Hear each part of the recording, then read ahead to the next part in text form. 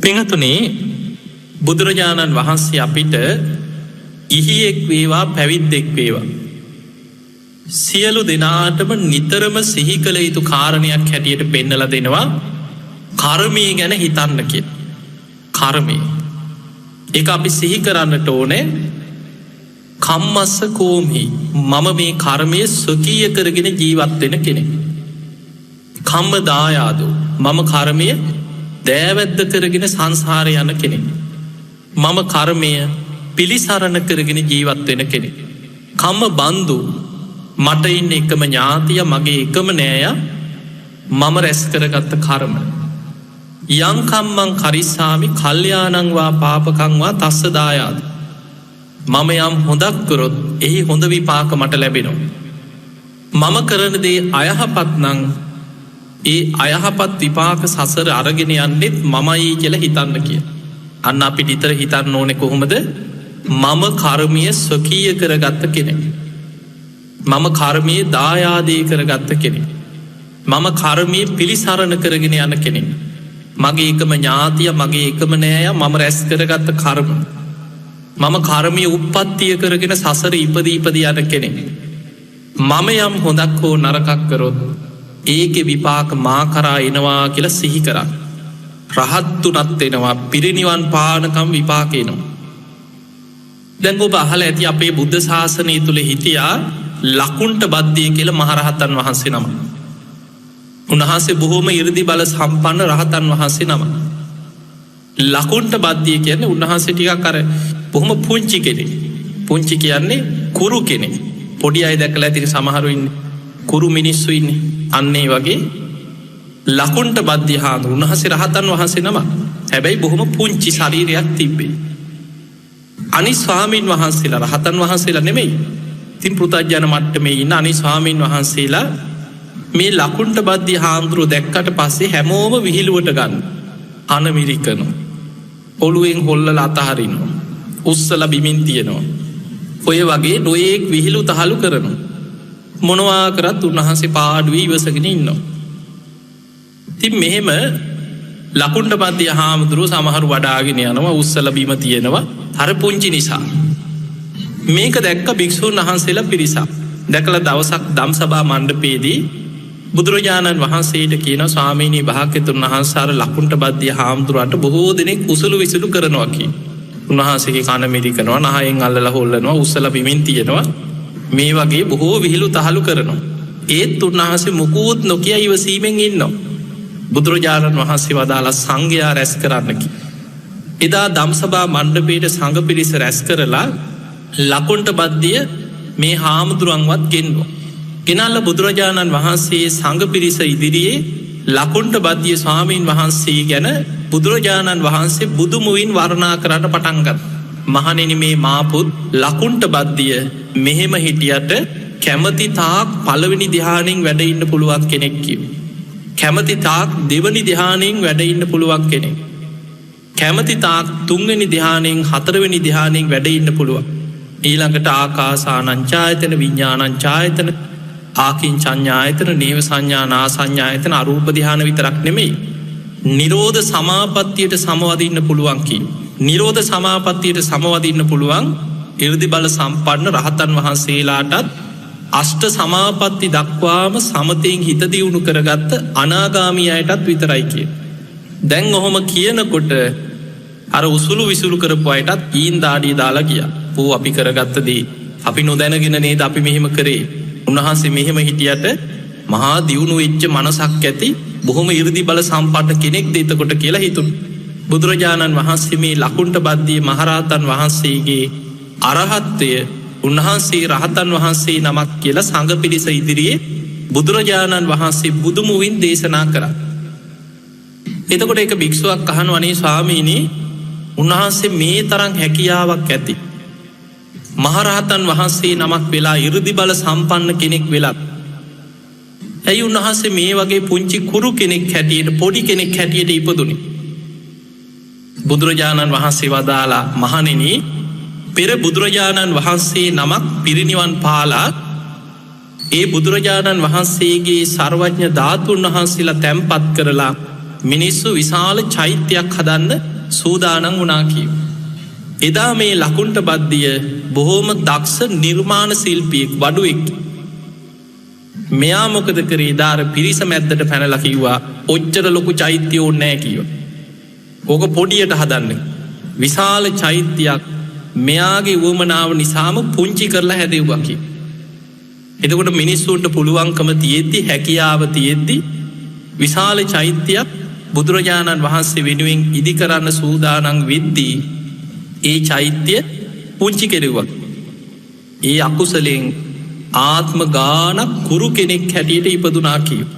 මහනෙන මේ ජීවිතයේ රහත්වෙච්ච ආත්මෙත් ඔය පුංචි කෙනෙක් වගේ පොඩි දරුවෙක් වගේ කුරු කෙනෙක් වෙලා උපදින්නේ ලකුන්ට බද්ධිය ඒ අකුසල විභාග නිසා කියව. එදකොට බලන්න අපි නොදැනගෙන කියන දේවල් සමහර වෙලාට අපි හිතන්න මේව මෙච්චර බරපතලයි. අපි කියන හිතන දේවල් වල විපාක පස්සෙන් එනකොට හරිම පුදුමයි නොසිතපු විදිහ විපාක පස්සෙන් එනවා. දැන් බලන්න බුදුරජාණන් වහන්සේ මේ බුද්ධ ශාසනය තුළ පැවිදි අයට බුදුරජාණන් වහන්සේ වදාළ මහණෙනි මගේ පැවිදි භික්ෂූන් වහන්සේලා මේ සාරිපුත්ත මොග්ගල්ලාන වගේ වෙන්න මහන්සි ගන්නකි. භික්ෂුණීන් වහන්සේලාට පෙන්වා කේමා උප්පලවන්නා වගේ වෙන්න මහන්සිගන්න. උපාසකවරුන්ට පිරිමි අයට පෙන්වා චිත්ත ගෘහපති වගේ හත්තාලෝක පුත්ත සිටුතුමා වගේ වෙන් ඒ අය අනාගාමි වෙච්චයි. උපාසිකාවන්ට ගිහි ජීවිතය ගත කරන උපාසිකාවන්ට බුදුරජාණන් වහන්සේ පෙන්නුවේ කුජ්ජුත්තරා වගේ වෙන් වේලු කණ්ටකී නන්දමාතාව වගේ වෙන්. කුජ්ජුත්තරා ගැන අහල ඇතින කුජ්ජුත්තරා කියන නම වැටුනේ කුදු කෙනෙක් කුදු වෙච්ච කෙනෙ. එදා උදේනි රජ්ජුරුවන්ගේ අන්තප්පුරේ සාමාවතී ඇතුළු 500ක් දෙනා හිටිය. ඒ අයගේ සේවිකාව තමයි කුජ්ජුත්තර. හැබැයි කුදු වෙච්චයි දැකලති නොන්නේ එම කුදු වෙච්චයි අන්නේ වගේ කුදු වෙච්ච කෙනෙක්. මේ ගැනත් බුදුරජාණන් වහන්සේ දේශනා කරනවා ගිහි ජීවිතය තුළ අනාගාමී තත්ත්වයටම හිත වැඩුව. හැබැයි පෙර සසරේ දවසක් පසේ බුදු කෙනෙක් බොහෝම අපහසුවෙන් වයිසට ගිය කෙනෙක් එදා පාරි පිණ්ඩ පාතය වඩිනකොට නින්දා අපහස කරා උන්හස ටිකක් නැමිලා යනකොට මොකද කුදු වෙලාද කියලා නින්දා අපහස කර. ඒ විපාකෙ තමයි කියෙන මේ දිගින් දිගටම සසරයාවේ. එතකොට බලන්න අපි නොසිතන දේවල් මිනිස්සු විහිලු තහලුවට ගන්න දේවල් ඒවෑ විපාක සසරේනකොට කොච්චර අපි මේ වරගෙන යනවත්. එනිසා කර්මය ගැන හැම වෙලාවෙම හිතන්න අපි යම් කර්මයක් කරොත් ඒක විපාක අපි කරායනවා. දැන් අපි ඉස්ටිකක් බලමු කර්මය කියන්න මොකක්ද කියල ඉස්සරලා. දැන් ඔබෙන් අහන්න පුළුවන් කවුරු හරි නොදන්න කෙනෙක් අහන මොකක්ද ඔය බුදු දහම කර්මය කියලා කියන්න. මොකක්ද කර්මය කියන්න චේතනාව ක්‍රියාව නෙමේ චේතනාව. චේතනා පහල කරලා තමයි අපි ක්‍රියා කරන්න. චේතනාව බුදුරජාණන් වහන්සේගේ බුද්ධ වච්චනය තමයි චේතනාහම් භික්කවේ කම්මං වදා මහනිනි චේතනාව කර්මයයි. චේතයිත්වා කම්මං කරෝති කායේන වාචාය මනසා. චේතනා පහල කරලා අපි කර්ම රැස් කරනවා කායේ. අපේ කය ක්‍රියාත්මක වෙන්නේ චේතනාවක් එක්. වාචාය අපි කතා කරන හැම වචනයක්ම චේතනාවක් එක්ක තමයි බැඳෙන. එකට අපි කියෙන විතක්ක විචාර හිත ඇතුළේ කර්මයක් චේතනා සකස්සේ. ඊළඟට අපි හිතන හැම සිතුවිල්ලක් එක්කම කර්මයක් බැඳෙනවා. මනෝ සංචේතනා කන හිත ඇතුළේ චේතනා පහළ වෙන. එතකොට අපේ සිතකය වචනය කෙන තුන්තොරම ක්‍රියාත්මක වෙන්නේ චේතනාවක් එක්. අන්නේ චේතනාව තමයි කර්මයක් බවට පත්වේ. ඊළඟට මෙහෙම හිතන් බුදුරජාණන් වහන්සේ අපිට තවත් පෙන්වා චේතනා පහල කරන චේතනා රැස් කරන ප්‍රධාන දොරටු 6ක් අපිට තිය. ඒ තමයි ඇස කන නාසය දිව ශරීරය මනස. අපි ඔය ආයතන 6න් තමයි මේ සියලු සමාජයත් එක්ක පේන දේවල් අහන දේවල් දැනෙන දේවල් මේ ඔක්කෝම එන අරමුණු ගෝචර කරගන්නේ ආයතන 6 ඔස්සේ. දැන් හිතන්න ධර්මානුකූලව බුදුරජාණන් වහන්සේ අපිට පෙන්නනවා අපිට ඇහැට රූපයක් පේන. අපි කියන්නේ මන් දැක්කා මං බලාගෙන හිටිය මට පෙනුණා. කොහොමට අපිට දෙයක් පේ ඇසයි රූපයයි විඤ්ඥානය එකතුවේ. ඒකට අපි ධර්මයේ කියන ඇසේ ස්පර්ශය ඇති වූ. මේ ඇසේ ස්පර්ශය නිසා විඳීම් ඇතිවෙන. විඳින රූපය හඳුනගන්න. හඳුනගන්න රූපය ගැන චේතනාවක් පහළ වෙනවා හිතේ. ඒකට කියන රූප සංචේතන. අපිට ඇහැට පේන රූපයක් පාසා චේතනා පහළ වෙන. අන්නේ චේතනාව කර්මයක්. ඊළඟට ඔය වගේමයි කනට ශබ්දයක් ඇහෙන. අපි කියන්නේ මට ඇහුණ මං අහගෙන හිටියා. කොහොමද අපිට ඇහෙන්නේ? කනයි ශබ්දයයි විඥානය එකතු වෙන. ඒකට අපි කියනවා කනේ ස්පර්ශය ඇති වෙන. ඒ ස්පර්ශය නිසා කරුණු තුනක් එකවර සිද්ධ වෙනවා. විඳීමක් ඇති ඇහිච්ච දේ ගැන විඳීමක් උපදින. විඳින ශබ්දය අපි හඳුන ගන්නවා. ඒකට කියනවා සංඥා. විඳීමට කියන්නේ වේදනා. හඳුනා ගැනීම සංඥා. හඳුනගත්ත ශබ්දය ගැන චේතනාවක් පහළ වෙන. ශබ්ද සංචේතන. අන්නේ චේතනාව කර්මයක්. එතකොට අපිට ඇහැට පේන රූපයක් පාසා චේතනා පහළ වෙනවා වගේමයි කනට ඇහෙන ශබ්දයක් පාසා ඒ ගැන චේතනා පහළ වෙන. නාසයත් ඔය වගේ. නාසයට ගඳ සුවඳක් දැනෙනවා. ඒ දැනෙන්නෙත් නාසයයි ගඳ සුවඳයි විඥානය එකතු වීම. ඒකට අපි ධර්මයේ කියන්නේ නාසයේ ස්පර්ශ. ඒ ස්පර්ශය නිසා අපිට විඳීම් ඇති වෙන. විඳින ගඳ සුවඳ හඳුනගන්න. මේ මල් සුවඳක්ද සෙන් සුවඳක්ද සැරක්ද ඒ ඔක්කොම හඳුනගන්නේ සංඥා. හඳුනගන්න ගඳ සුවඳ ගැන චේතනා පහළ වෙන. ගන්ධ සංචේතන. එතකොට නාසයට දැනෙන ගඳ සුවඳ ගැන චේතනාවක් පහළ වෙන. කර්මයික. දිවට රස දැනෙනවා. දිවයි රසයයි විඥානය නිසා තමයි අපිට රසයක් දැනෙන.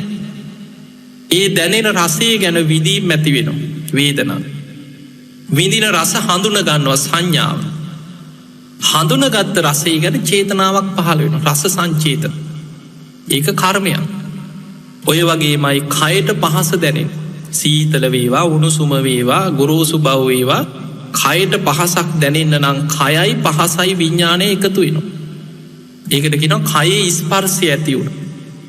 ඒ ස්පර්ශයෙන් කරුණු තුනක් වෙනවා එකවරම විඳීමක් ඇති වෙන. විඳින පහස හඳුනගන්න.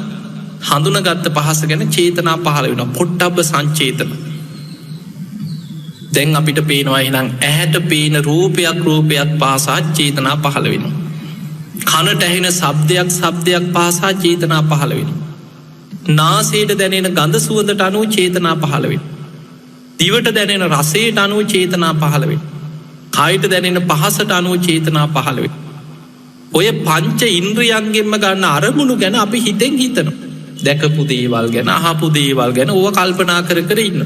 හිතට හිතෙන්නේ සිතයි සිතුවිලි විඥානය නිසා. අර අරමුණු සිතුවිලි හැටියට හිතෙක් ආපහු මෙනෙහි කර කර අපි ඒක හිතට මතු කරගන්න. එතකොට සිතයි සිතුවිලි විඥානය එකතු වෙනකොට අපි කියන මනසේ ස්පර්ශය. ඒ නිසා හිත ඇතුලේ විඳීම් ඇතිය. ඒකනේ සමහරු තනියෙන් අඬනවා. දුක් විඳීමක් ඇතිවේ. තනියෙන් එක පාට hina යන. කොයි හරි බලාගෙන ඉන්න ගම එක පාට hina යන. ඇයි පරණ සැප විඳීමක් සතුට ඇති වෙන දෙයක් හිතට අරමුණු වෙන. විඳීම් ඇති වෙන. විඳින අරමුණ හඳුනගන්න. මට මේ වගේ දෙයක් මතක් වුණා මම මෙහෙම දෙයක් කල්පනා කරා අපි ඒක හඳුනගත්. හඳුනගත් අරමුණ ගැන චේතනාවක් ඇති වෙනවා. ධම්ම සංචේතන. එහෙමනම් අපේ ඇස කන නාසය දිව කය මනස කියන ආයතන හයෙන්ම කර්ම රැස් වෙන. ඒ රැස් කරගන්න දේවල් ගැනම අපි ඒගත් අරමුණු ගැනම හිතනවා. ඒවා ගැනම කතා වෙනවා. ඊට අනුව ක්‍රියා කරන. එතකොට සිත කය වචනේ තුන්දොරම ඒ අරමුණු ඔස්සේ තව තවත් චේතනා පහළ කර කර කර්ම රැස් කර. දැන් ඔබට ඔය ටික තේරුණා නම් දැන් එහෙනම් ඔබට තේරෙන්න ඕනේ එහෙමනම් අපි කාටවත් කර්ම රැස් කරන්නේ නැතුව ජීවත් වෙන්න පුළුවන්ද මේ ලෝකේ? පුළුවන්ද? ඇහැ අරගෙන ඉන්නවා කියන්නේ හැම වෙලෙම චේතනා පහළ වෙනවා. කන ක්‍රියාත්මක වෙනවා කියන්නේ කන මුල් කරගෙන චේතනා පහළ වෙනවා. නාසයට ගඳ සුවඳ දැනෙනවා කියන්නේ චේතනා පහළ වෙනවා. දිවට රස දැනෙනවා කියන්නේ චේතනාවක් පහළ වෙනවා. ආයතන හයටම අරමුණු වෙනවා කියන්නේ චේතනා සකස් වෙනවා කර්ම හැදෙනවා. අපි ඒවා ගැන හිතනවා කතා කරනවා ක්‍රියා කරනවා කියන්නේ හැම වෙලෙම කර්ම හැදෙනවා. එහෙනම් අපි කිසිම කෙනෙකුට කර්මයක් රැස් නොකර ජීවත්වෙන්න පුළුවන්ද ලෝකෙ? ඔහෙවත් ඉන්න බෑ කර්ම රැස් කරන්න. හැම වෙලේම අපිට කර්ම හැදෙනවා. හැබැයි බුදුරජාණන් වහන්සේ අපිට පෙන්නන්නේ කර්ම කරන්න එපා කියලා නෙමෙයි. එහෙම ඉන්න බෑ අපි. කර්ම රැස් වෙනවා. බුදුවරු අපිට පෙන්නන්නේ එක කොටසකට අදාළ කර්ම තියෙනවා. අන්න ඒව නම් කරන්න එපා. මොනවද? සබ්බ පාපස්සකරන. සියලු පාපී අකුසල කර්ම වලින් වළකින්න. ඒවෙන් තමයි වළකින්න කියන්නේ. සිත කය වචනය මුල් කරගෙන රැස් කරගන්න සියලු පාපී අකුසල එකක් දෙකක් නෙමෙයි. සබ්බ පාපස්සකරන. සියලු පාපී අකුසල කර්මයන්ගෙන් වළකින්න. කුසලස්ස උපසම්පදා. ඒවත් කර්ම තමයි. පින් කරනවා, දන් දෙනවා, බණ අහනවා. ඒ විලාවේ රැස් වෙන්නේ කර්ම. අනුන්ට උදව් උපකාර කරනවා, දන් දෙනවා, පිනක් දහමක් කරනකොට, භාවනා කරනකොට ඒ හැම වෙලාවෙම රැස් වෙන්නේ කර්ම. ඒව රැස් කරන්න කි. ඒව කරන්න ඕන. ඒවට කියන්නේ කුසල කර්ම, පුණ්‍ය කර්ම. කුසලස්ස උපසම්පදා කියන්නේ ඒව වඩනවා, දියුණු කර. ඒව රැස් කර. සචිත්ත පරියෝදාපන. අපේ හිත දමනය කරනවා. භාවනා කරනකොට රැස් වෙන්නේ කර්මය. දැන් හිතන්න පින් කරනකොට රැස් වෙන කර්ම වලට අපි කියන පුඤ්ඤාභි සංස්කාර. අකුසල් කරනකොට රැස් වෙන්නේ අපුඤ්ඤාභි සංස්කාර. ධ්‍යාන වඩනකොට, සමාධිය වඩනකොට රැස් වෙනවා ආනිඤ්ඤාභි සංස්කාර. ඒකත් කර්ම. ඒකනේ ධ්‍යාන වඩාගත්ත කෙනා ඒ කර්මයට අනුව මරණින් මත්තේ බ්‍රහ්ම තලයක උපදින. අරූප ධ්‍යාන වඩපු කෙනා අරූපී බ්‍රහ්ම ලෝකයක උපදින. ඒ රැස් කරගත්ත කර්මයට අනුව තමයි උපත කරා යන්නේ.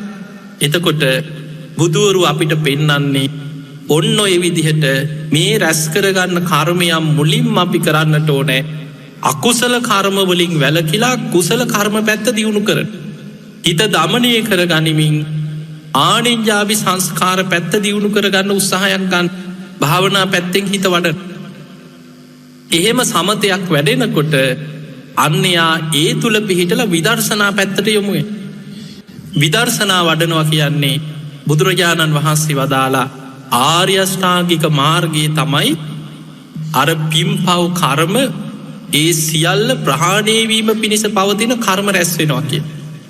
ආර්ය අෂ්ටාංගික මාර්ගයේ බුදුරජාණන් වහන්සේ පෙන්වුවේ කම්ම නිරෝධගාමිනී ප්‍රතිපදා. ඒ තුල රැස් වෙන කර්මයන්ගේ කර්ම විපාක ඡේ වීම පිණිස පවතින කර්ම රැස් වෙනවා. ඒ නිසා පින්වතුනි අපිට හැම වෙලේම කර්ම රැස් වෙනවා. හැබැයි අපේ ජීවිතේ එක වෙලාවක් තියෙනවා කර්ම රැස් වෙනවා හැබැයි විපාක නෑ අපි. අන්න හොඳ වෙලාවක්. කර්ම රැස් වෙනවා හැබැයි විපාකයක් නෑ කිය. ඒ කොයි වගේ වෙලාවක්ද? අපි නිදාගෙන ඉන්නකොට හීන දකින්නව නේද? බුදුරජාණන් වහන්සේ සිහින ගැන පෙන්වුවේ මේක තියෙන්නේ ආදිත්ත පරියාය සූත්‍රයේ. බුදුරජාණන් වහන්සේ පෙන්වනවා මහණෙනි සිහින කියන්නේ ජීවිතේ වඳ බව කිය. විපාක ශක්තියක් නැහැ. සිහින කියන්නේ ජීවිතේ මුලාවක්. ඒක විපාක ශක්තියක් නැහැ. සිහින කියන්නේ ජීවිතේ ඵල රහිත බව, ඵලයක් නැහැ. ඒ කියන්නේ මේ වගේ. දැන් අපි හිතමු ඔබ හීනෙන් දකින්න තරහකාරයෙක්ව ගහ ගන්නවා, රණ්ඩු වෙනවා, මරා ගන්න. තරහකාරයෝ බෝම්බ ගහනවා, වෙඩි තියනවා. ඕවා නිකන් හීනේ පේනවා නෙමෙයි. තරහකාරයන්ව මරනවා. දැන් නැගිටපු ගමන් මිනිමරුවෙක් වෙලාද? ඒක හීනයක්. එතකොට සිහිනෙන් දකින්න දේවල් වල විපාක ශක්තියක් නැහැ කිය. ආස කරන දෙයක් තියෙනවා. කඩේටත් යනවා. අතටත් ගන්න. ගාන බලනකොට සල්ලි නැහැ. දැන් ගෙදර ඇවිල්ලා හිත නිදා ගන්න. හීනයක් දකින්නවා මේක හොරෙන් අරගෙන එනවා. දැන් නැගිටපු ගමන් හොරෙද්ද? ඒ වගේ සිහිනෙන් දකින, සිහිනෙන් පේන දේවල් වල විපාක ශක්තියක් නැහැ කියන. හැබැයි බුදුරජාණන් වහන්සේ වදාළ මහණෙනි හොඳට භාවනා කරලා මෛත්‍රී භාවනාව වගේ වඩලා හොඳ සිල්වත්ව හිත පිහිටවාගෙන සිහියෙන් නිදාගත්ත කෙනා න පාපකං සුපිනම් පස්සති. යා පව්කාර හීන දකින්නෙත් නැහැ කි.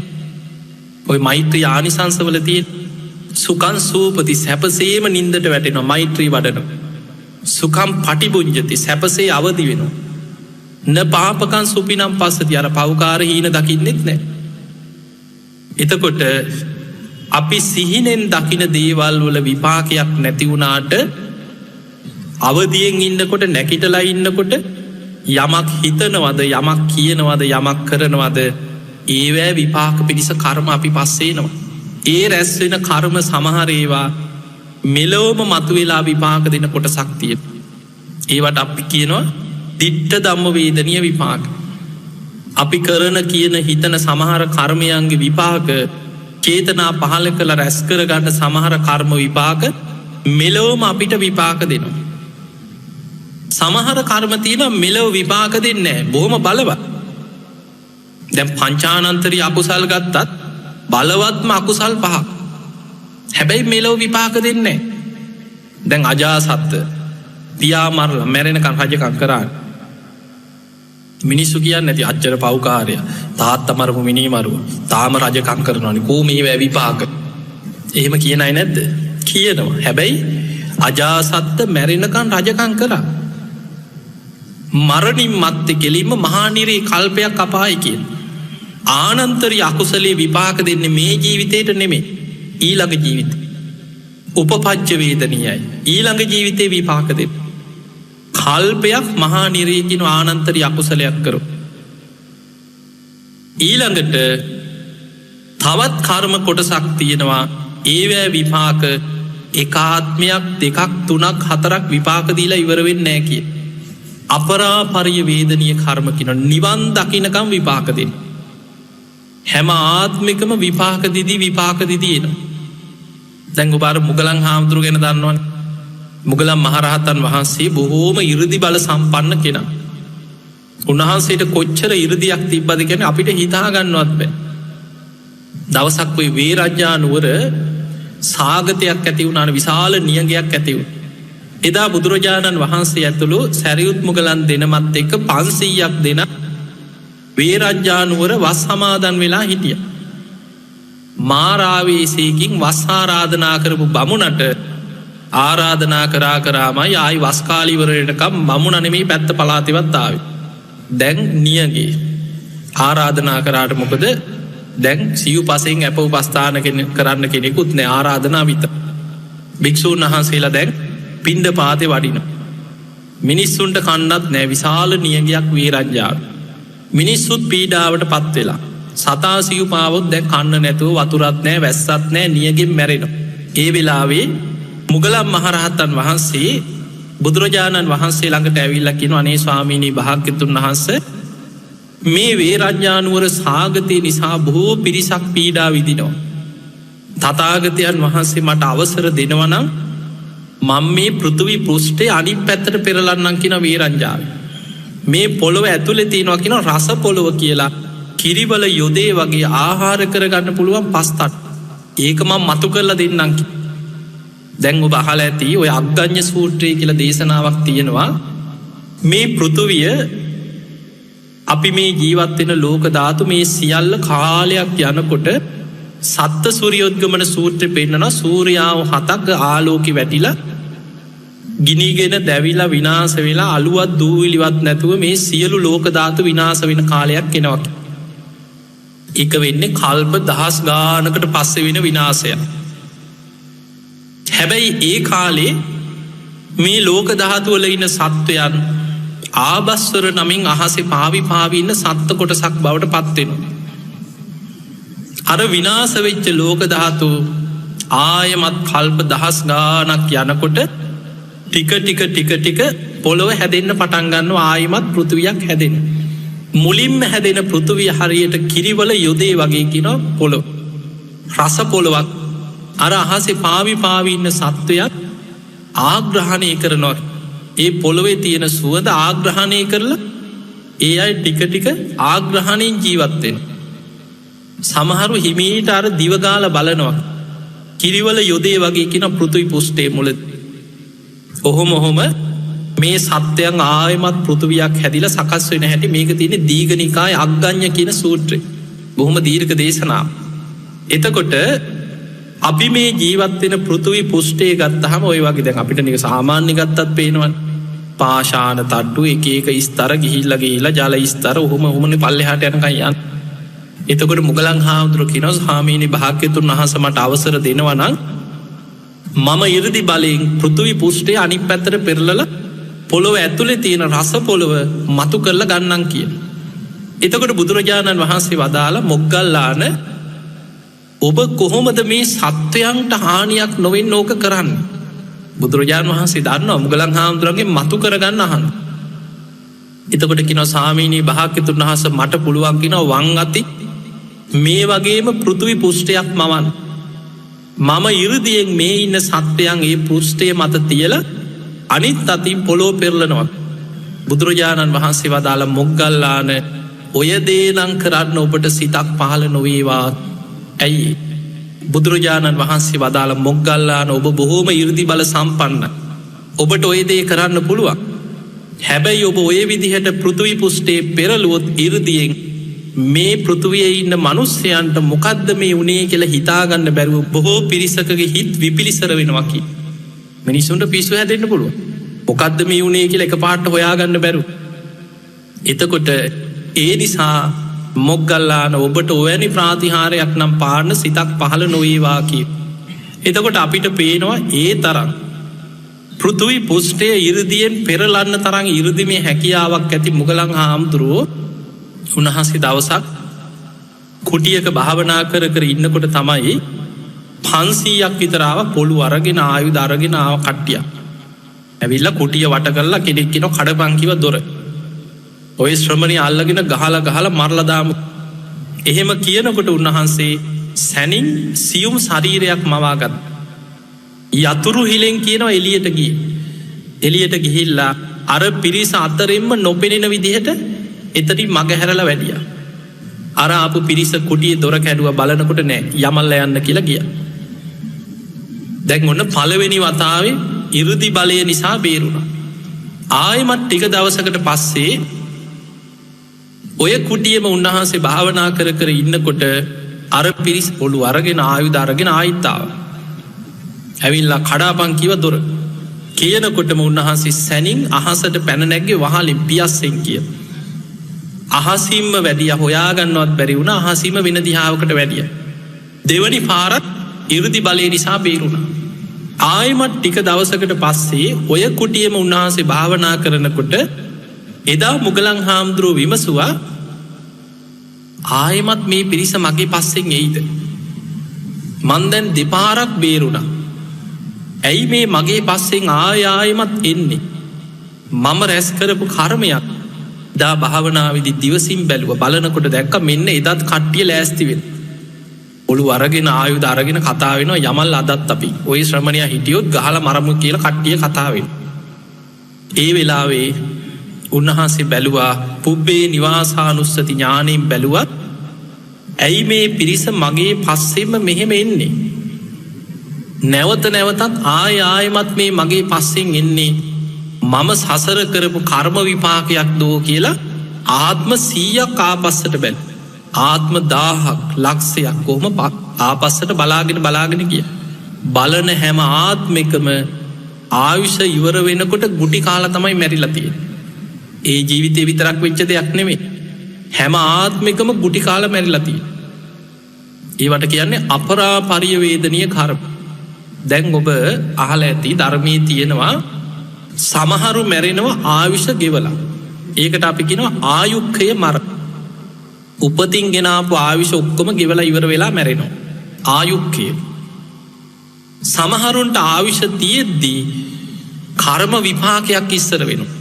ඒකට අපි කියනවා කම්මක්ඛය මරණ. ඊළඟට බුදුරජාණන් වහන්සේ පෙන්නනවා උභයක්ඛය කියලා. මේ සමහරු ඉන්නවා ආයුෂ ඉවර වෙනකොටම කර්ම විපාකෙත් එකතු වෙන. දෙකම එකතු වෙලා ආයුෂ ඉවර වෙනකොටම මැරෙන්න වෙන්නේ විපාකෙ. ඒකට කියන්නේ උභයක්. අන්න ඒ වගේ අපරාපරිවේදනීය කර්මයක්. හැම ආත්මිකම ආයුෂ ඉවර වෙනකොට ගුටි කන්න ක්‍රමයක් පෑදෙනවා. එතකොට උන්වහන්සේ බැලුවා ආත්ම 100,000 ගණන් කල්ප ගණන් බැලුවා. සමහර ආත්මවල සංසාරේ මනුස්ස ලෝකෙම ආව නෙමෙයි. පෙරම් පුරණ ආත්මවල පවා අපේ බෝසතාණන් වහන්සේ සතර අපායේ වැඩිච්ච ආත්ම තියෙන. ඔය තිරිසන් ආත්ම ගැන එහෙම තියෙන ජාතක පොත් වහන්සේගේ. හස්ති රාජයෙක් වෙලා හිටිය, මූ රාජයෙක් වුණා, වඳුරු රාජයෙක් වුණා. ඔහොම තියෙන ඒ වගේ බොහෝ ආත්ම භාවවල සංසාරේ අපාය වැටිච්ච ආත්ම තියෙන. තිරිසන් ලෝකෙ හිටියානම් ඒ සත්තුන්ගෙන් පහර කාලා ඇටකටු කුඩු වෙලා තමයි මැරලා තියෙන්නේ.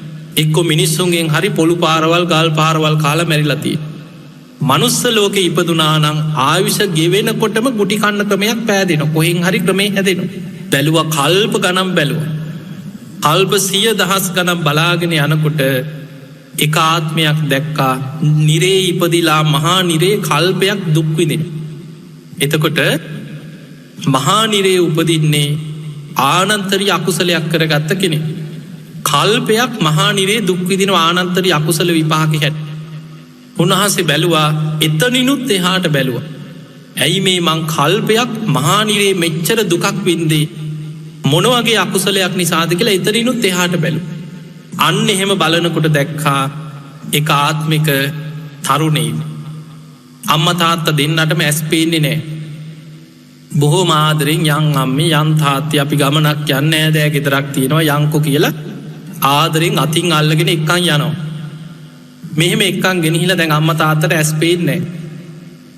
අතින් අල්ලගෙන කැලයක් පැදින් එක්කන් ගෙනහිල්ලා මහා කැලේ මැද්දේදී විශාල පොල්ලක් අරගෙන අර දෙමව්පියෝ දෙන්නටම ගහගෙන යන.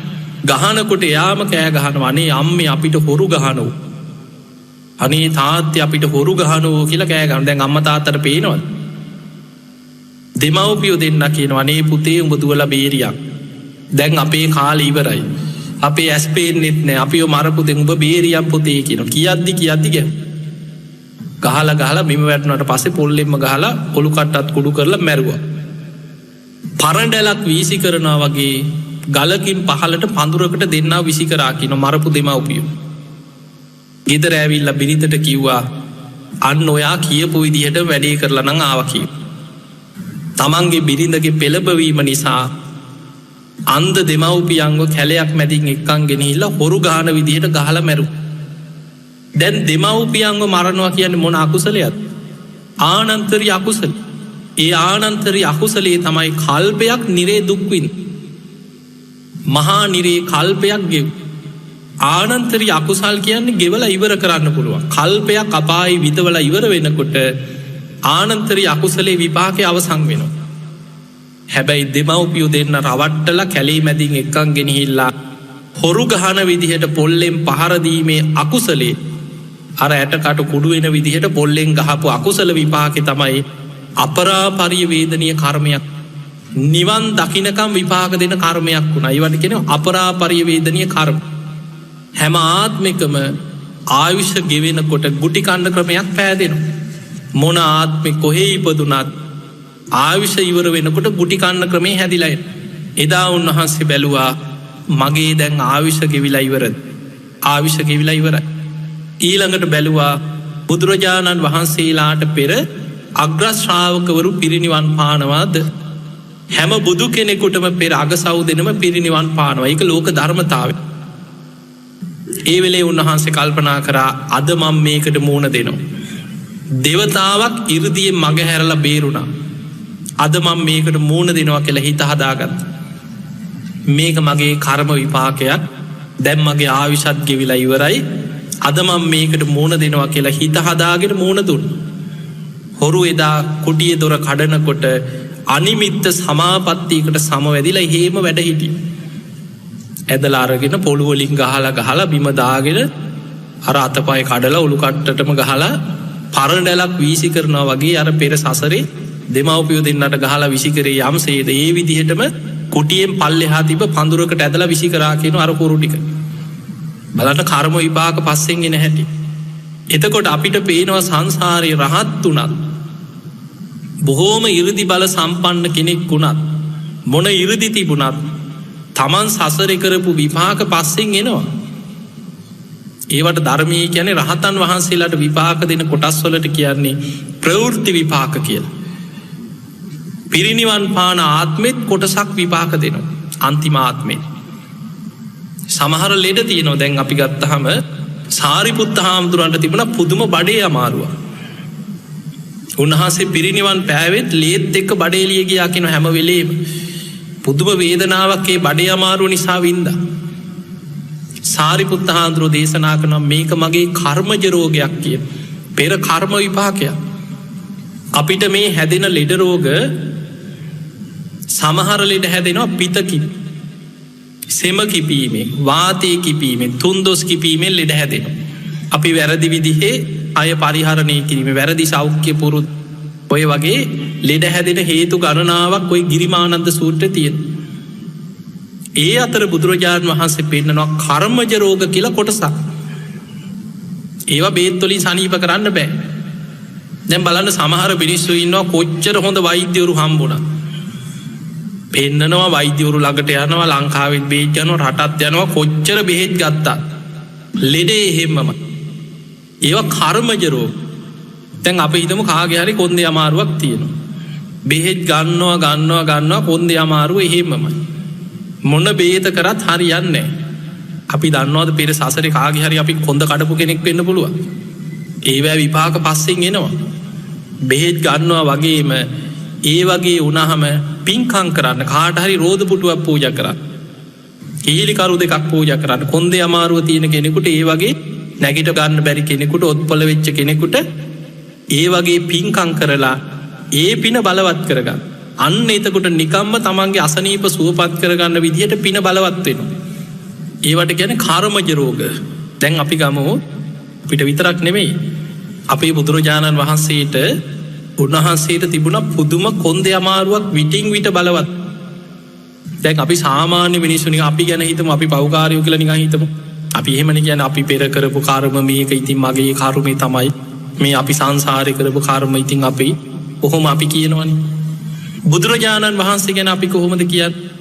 සාරා සංකේය කල්පලක්ෂය දාන සීල නෛෂ්ක්‍රම්‍ය ප්‍රඥා වීරිය කාන්ති සච්ච අධිඨාන මෛත්‍රී උපේක්ඛා ආදී දස පාරමිතා පාරමී උපපාරමී පරමත්ත පාරමී හැටියට සම්පූර්ණ කරපු කෙනෙක්. අපි උන්වහන්සේව හඳුන්වනවා අරහං. රාග ද්වේෂ මෝහ ප්‍රහාණය කරලා නිකෙලෙස් හදවතක් ඇති කෙනෙක්. රහසින්වත් පව් කරන කෙනෙක් නෙවෙයි.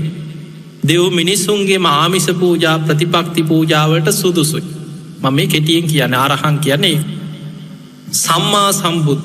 කිසිම ගුරුවරයෙක්ගේ උපදේශයක් නැතුව තමන් වහන්සේ විසින්ම චතුරාර්ය සත්‍ය අවබෝධ කරගෙන සත්‍ය ඥාන කෘත්‍ය ඥාන කෘතඥාන වශයෙන් ත්‍රිපරිවට්ටන් ද්වාදසාකාරං ආකාරයට අවබෝධ කරගත්ත කෙනෙක්.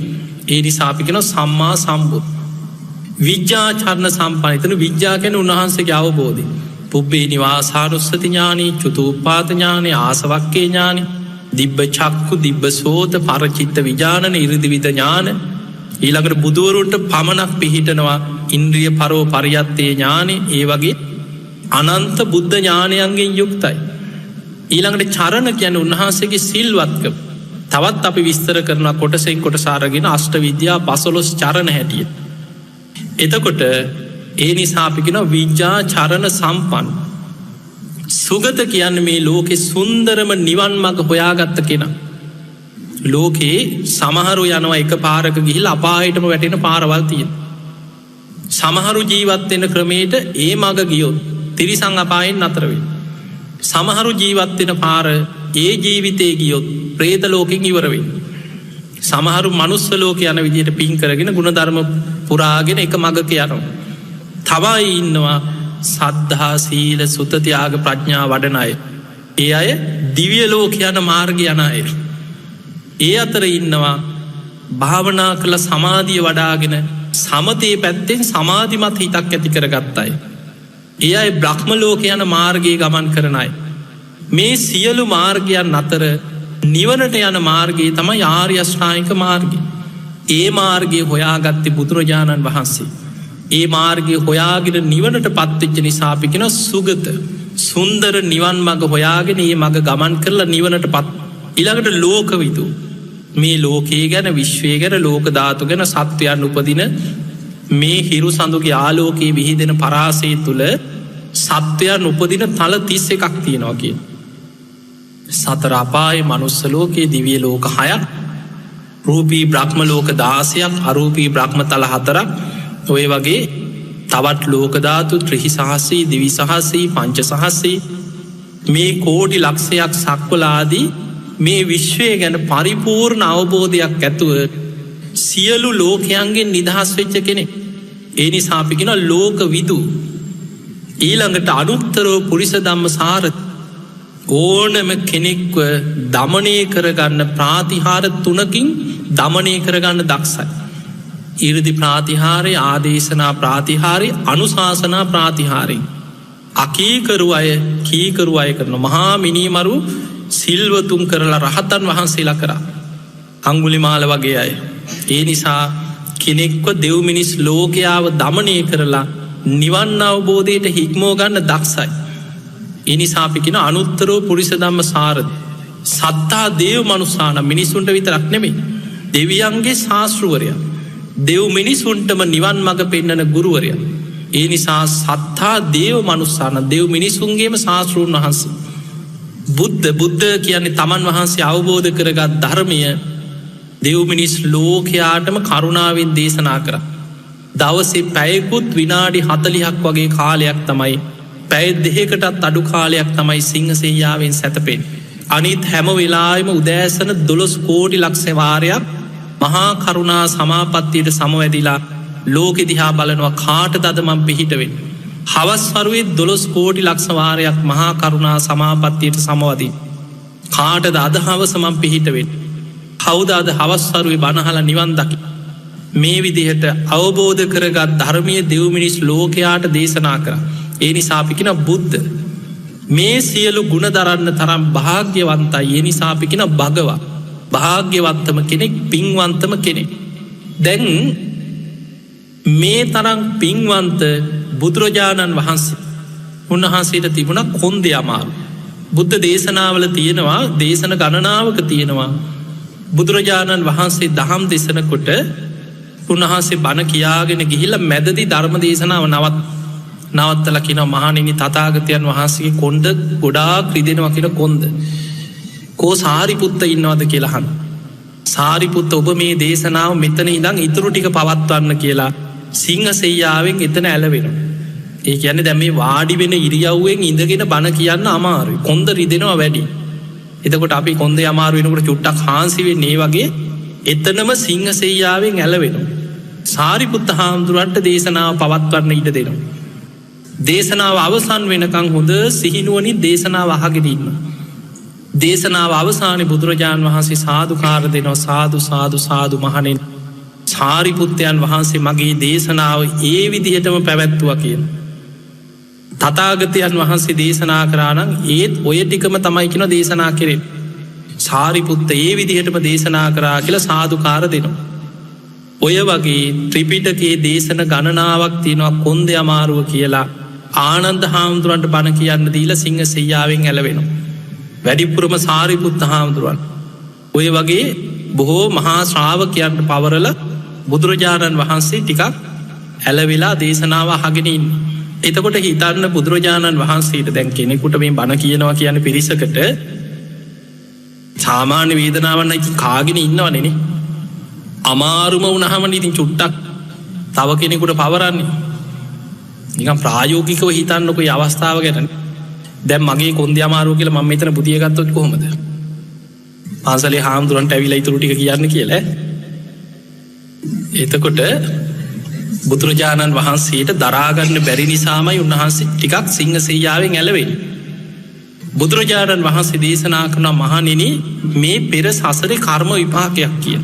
පෙර සසරේ පාරමී පුරාගෙන එනකොට එක ආත්මයක උන්වහන්සේ මල්ලවපොර සූරයෙක් වෙලා ඉපදුනා කියන. දැකලා ඇතින ඔය ගහගන්නයි මල්ලෝපොර කියලා තියෙන. ඒ කාලේ මල්ලෝපුර සූරයෙක් කියනවා අපේ බෝසතාණන් වහන්සේ. දවසක් තරඟයකදී තමන්ගේ ප්‍රතිවාදියාව උස්සලා පොලේ ගැහුවා කියන. ඔහුගේ කොඳු ඇට පේලිය බිඳුණා කියන. ඒ කර්ම විපාකෙන් ආත්ම ගණනාවක් කොන්දේ අමාරු ඇතුවම ඉපදුනා කියන. බුදු වෙච්ච ආත්මේ අවසාන ආත්මේ පිරිනිවන් පාන ආත්මෙත් පිරිනිවන් පානකං විටින් විට කොන්දේ අමාරුව බලවත් වෙන්නේ ඒ කර්මය විපාක කොටසක් කියන. එතකොට බලන්න බුදුරජාණන් වහන්සේටත් කර්ම විපාක එන්නේ නැද්ද සසරි කරපු ඒවා. ඔය වගේ උන්වහන්සේට හිසේ කැක්කුමක් බලවත් වෙච්ච තියෙන. දුෂ්කර ක්‍රියා කිරීම පවා දැන් බලන්න අනාගතයේ බුදුවෙන මෛත්‍රී බුදුරජාණන් වහන්සේ සතියයි දුෂ්කර ක්‍රියා කරන්න. ඒත් කැලේකට ගිහිල්ල නෙමෙයි මාලිගාවම උඩුමහල් තලයට ගිහිල්ල සතියත් දුෂ්කර ක්‍රියා කරන. ඒ සතිය දුෂ්කර ක්‍රියා කළ අවසන් වෙනකොට අහසිම් ඇවිල්ල මහා බ්‍රහ්ම දෙවිය අටපිරිකරක් පූජ කර. තමන්ගේ දේවිය වන චන්ද්‍රමුකී බිසවමයි කිරිපිරු පූජ කරන්න. කිරිපිරුදානය වලඳලා මාලිගාවේ උඩුමහල් තලේ ඉදං අහසට පැනනැගලා අහසිම්මයි බෝධීන් වහන්සේ මුලට වඩින්නේ බුදුවෙන් මෛත්‍රී බෝසතාන් වහන්සේ බුදුවෙන් ඒ විදිහට. උන්වහන්සේ බුදුවෙනකොට මේ මහා බද්ධ කල්පේ ඊළඟ අන්තක් කල්පේ මිනිස්සුන්ගේ ආවිශ අවුරුදු කීයක් කියල දහලති 80,000ක් අදාපිට හිතන්නවත් පුළුවන්. එච්චර දීර්ඝ ආයුෂක් ඇති කාලෙ පහළ වෙන බුදුරජාණන් වහන්සේ සතියයි දුෂ්කර ක්‍රියා කරේ. ඔබ බලන්න ඔය අටවිසි බුදුවරු සූවිසි බුදුරජාණන් වහන්සේලා පෙර හැම බුදු කෙනෙක්මගේම දුෂ්කර ක්‍රියා කාලෙ හොයාගෙන යන්න. හැම බුදු කෙනෙක්ම ගත්තොත් සතියයි 2යි මාසයයි මාස 3යි ඔය වගේ කාලයක් දුෂ්කර ක්‍රියා කරන්න. හැබැයි සාරා සංකීය කල්පලක්ෂයක් පාරමී සම්පූර්ණ කරලා බුද්ධත්වයට පත්වෙන්න දෙව්ලොවින් මනුලොවට වැඩම කරපු අපේ බෝසතාණන් වහන්සේට අභිනිස්ක්‍රමණය කරලා අවුරුදු 6කට ආසන්න කාලයක් මිනිස් ආවිශ අඩුම කාලෙක තමයි අපේ බුදුරජාණන් වහන්සේ බුදුනේ. පෙර බුදුවරු හැම බුදු කෙනෙකුටම අපි දන්න විදිහට අපි දන්නේ ඔය සූවිසි බුදුරු අටවිසි බුදුරු ගැන්න තියෙන ඉතිහාස එතනින් යා තව ඕන තරම් බුදුවරු ඇති නමුත් දේශනාවල තියෙන එච්චරයි. අපේ බෝසතාණන් වහන්සේ විවරණ ගත්තේ බුදුවරු 24 නමක සාරා සංකීය කල්ප ලක්ෂයක් ඇතුළත. ඒ බුදුවරු තමයි සූවිසි බුදුවරු හැටියට හඳුන්වන්නේ. එතකොට ඒ බුදුවරුන්ගේ ආවිෂ ගත්තත් අපේ බුදුරජාණන් වහන්සේට වඩා වැඩි හැම බුදු කෙනෙක්ගෙම අවුරුදු 10 ගණන් ආවිෂ ගැන දේශනාවල තියෙන. අපේ බුදුරජාණන් වහන්සේ පහළ වෙන්නේ මිනිස්සුන්ගේ ආවිෂ අඩුම කාලේ අන්තක්කල්ප විනාශයක් ළඟ තියලා තමයි උන්වහන්සේ බුදු වෙන්නේ. මිනිස් ආවිෂ අවුරුදු 100න් පහළට පිරිහිලා අවුරුදු 10ට පිරිහෙනකොට අන්තක්කල්ප විනාශ වෙනවා. දැන් අපි මේ ඉන්න අන්තක්කල්පේ විනාශ වෙන්නේ මෘග සංඥා පහළ වෙලා එකිනෙකා මරාගෙන ලේවිලක් වෙලා අවසන් වෙනවා කියන මිනිස් ආවිෂ අවුරුදු 10 වෙන. එතකොට මේ අන්තක්කල්ප විනාශයකට ලං වෙන කාලේ තමයි අපේ බෝසතාණන් වහන්සේ පහළ වෙලා බුදු වෙන්නේ. එතකොට එච්චර ආවිෂ අඩු කාලෙක අපේ බුදුරජාණන් වහන්සේ බුදු වෙනකොට මිනිස්සුන්ගේ ආවිෂ අවුරුදු 120යි සාමාන්‍ය ආවිෂ. ඒත් උන්වහන්සේ වැඩ හිටියේ අවුරුදු 80යි. අවුරුදු 80ක් වැඩ ඉන්න බුදුරජාණන් වහන්සේ අවුරුදු 35 දී අභිනිෂ්ක්‍රමණය කරලා අවුරුදු 6කට ආසන්න කාලයක් දුෂ්කර ක්‍රියා කරා. 29 දී අභිනිෂ්ක්‍රමණය කරේ අවුරුදු 35 වෙනකම්ම අවුරුදු 6කට ආසන්න කාලයක් දුෂ්කර ක්‍රියා. ඒ ගැන තියෙන්නේ ඒක තියෙනවා මජ්ක්‍ධිම නිකායේ තියෙනවා ගටිකාර කියලා සූත්‍රයක්. මේ ගටිකාර සූත්‍රයේ තියෙනවා මේ මහා බද්ධ කල්පේ පහළ වුණා කකුසඳ කෝණාගමන කාශ්‍යප බුදුරජාණන් වහන්සේගේ කාලේ එදා අපේ බෝසතාණන් වහන්සේගේ නම තමයි ජෝතිපාල මානව. එදා යාළුවෙක් හිටියා ඒ තමයි ගටිකාර. ගටිකාර කියන්නේ කුඹල් කරුයි. වළං හදලා ජීවත් වෙච්ච බොහොම සාමාන්‍ය ඒ කාලේ ඉන්දියාවේ කුල ભેද තියෙනවා නීති ඒ නිසා පහත් කුලයක කෙනෙක් වළං හදපු කෙනෙක්. අපේ බෝසතාණන් වහන්සේ උසස් කෙනෙක්. බොහොම ධනවත් කුලවත් පවුලක ඉපදිච්ච ජෝතිපාල මානව. හැබැයි දෙන්න යාළු. ගටිකාර කාශ්‍යප බුදුරජාණන් වහන්සේගෙන් බණහලා අනාගාමී තත්ත්වයටම හිත වඩාගත්ත කෙනෙක්. දවසක් කල්පනා කරා කොහොම හරි මගේ යාළුව බණහන්න එක්ක යන්න ඕන. ඇවිල්ලා අපේ බෝසතාණන් වහන්සේට ජෝතිපාල මානවකයාට කිව්වා අන්න බුදු කෙනෙක් පහළ වෙලාලු යන් අපි බණහන්න කිව්වා. බලන්න මේ සසර ගමනේ භයානකකම බුදු කෙනෙක් පහළ වෙලා බණහන්න යන් කියනකොට එක වතාවෙම වචනයක් කියවුණා ඔය මුඩු මහණන්ගෙන් බණහලා මට වැඩක් නෑ කිව්වා. ඒ වචනේ දෙවනි පාරක් කිව්වා යන් අපි බණහන්න. එතකොට කිව්වා මං කිව්වනේ එක පාරක් ඔය මුඩු මහණන්ගෙන් බණහලා මට වැඩක් නෑ කියලා දෙවනි පාරක් කිව්වා. ඒ වෙලාවේ ගටිකාර කල්පනා කරා ආයිමත් ඔයි වචන කියන්න පෙර වෙන උපක්‍රමයක් යොදන්න. ඊට පස්සේ කිව්වා යන් එහෙනම් අපි නාන්න කිව්වා. දෙන්න ගියා ගඟට නාන්න. දැන් බෝසතාණන් වහන්සේ ගඟට බැහැලා නානකම් ගම් ඉවුරට වෙලා හිටියා ගටිකාර. ගඟට බැහැලා නාලා උඩට එනකොටම එක පාට ගම් ඉවුරෙන් ගිහිල්ලා අඩිය තියලා ඔළුවෙන් ඇල්ලුවා. අල්ලලා කෙස් වැටියෙන් අල්ලලා හෙල්ලුවා. යනවද නැද්ද ඇහුව බනහන්. එතකොට කල්පනා කරා මම උසස් කුලේ කෙනෙක්.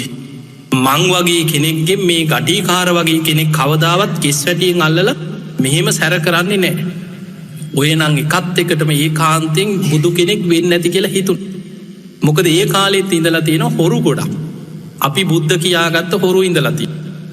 දැන් අපේ බුදුරජාණන් වහන්සේ පහළ වෙනකොටත් හිටිය ආලාර කාලාම උද්දකරාම පුත්ත නිගණ්ඨනාථ පුත්ත.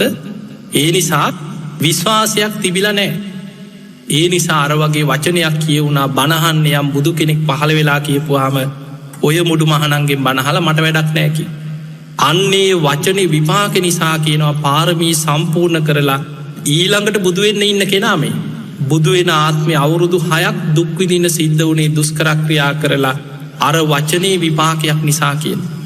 එතකොට අපිට පේනවා අපේ වචන උච්චරණං සංසාරේ අපිට විපාක දෙන දරුණු විපාක ඇති කරනවා. අපි සිහියෙන් හිටියේ නැත්නම් වචනය සංවර කරගත්තේ නැත්නම් අපි සමහරලාට විහිළුවට කියන දේවල් වෙන්න පුළුවන්. අනුන්ට උසුළු විසුළු කරන්න උපහාසයට කියන දෙයක් වෙන්න පුළුවන්. හැබැයි චේතනාවක් පහළ කරලා කියන දේ විපාක අපි කරා එනවා. ඒ නිසා හැම වෙලාවෙම හිතන්න මම කර්මයත් එක්ක යන සංසාර ගමන. මෙන්න මේ ටික නිතර හිතන්න. කම්මස්ස කෝමි මම කර්මය ස්වකීය කරගත්ත කෙනෙක්. කම්ම දායාදු මම කර්මය දෑවැද්ද කරගත්ත කෙනෙක්. කම පටිසරණු මම කර්මයේ පිළිසරණ කරගත්ත කෙනෙක්. කම බන්දු මට ඉන්න එකම ඥාතිය මගේ එකම නෑ මම රැස් කරගත්ත කර යංකම්මං කරිස්සාමි කල්්‍යානංවා පාපකංවා තස්ස දායාත්. මම යම් හොඳක් හෝ නරකක් කරොත් ඒක විපාක මා කරා එනවා මයි කියල හිතක්. එහෙම හිතලා ඔබ හැම දෙනාම සබ්බ පාපස් සකරන සියලු පාපි අකුසල් වලින් වලකින් කුසලස් උපසම්පදා පුළුවන් තරම් කුසල් වඩන් පින් කරගන්න. සචිත්ත පරියෝධපනත් තමන්ගේ හිත දමනය කරගන්න.